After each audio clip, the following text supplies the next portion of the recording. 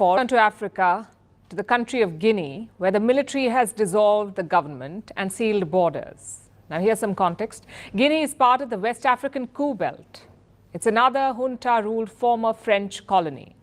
The military took over the country in the year 2021. They ousted President Alpha Condé, who controversially stood for and won a third term. The military decided to intervene and they captured the president, took over the presidential palace and declared that they would restore democracy.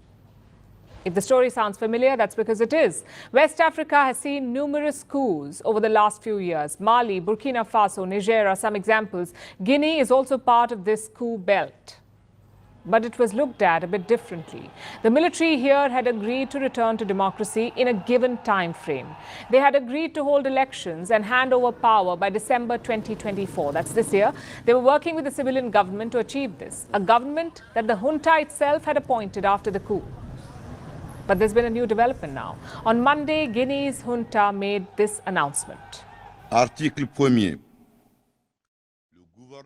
Article 1. The government is dissolved. Article 2.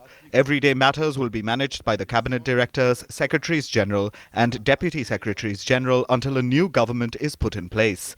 Article 3. This decree, which abrogates all previous provisions to the contrary, takes effect from the date of its signature and will be registered and published in the official journal of the Republic. Conakry, 19th February 2024, Lieutenant General Mamadi Doumbouya.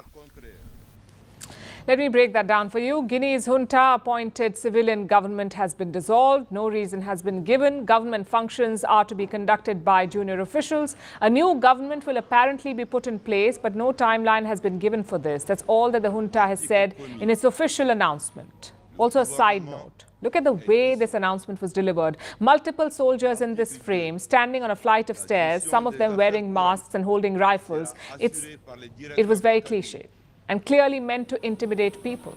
Later, Guinea's chief of Army General Staff also made a statement. He said the bank accounts of the current ministers would be blocked. Their passports would be confiscated. They have been ordered to surrender their official vehicles and Guinea's borders have been sealed, at least until the ministers give all power back to the junta. And this announcement also hints at a rift between the junta and the civilians they appointed. Now, it sounds like the ministers have become fugitives and they are on the run. We haven't had too much information coming in from Guinea. The junta maintains tight control of the internet in the country. Demonstrations are also banned and they have been stamped out with deadly force in the past. So it may be a while before all the details of the story become clear and public. But of chief concern is the transition to democracy. How does this affect the timeline?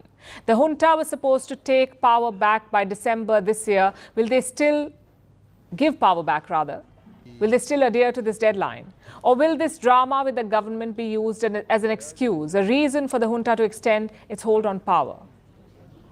It's anyone's guess for now. But one thing should be noted.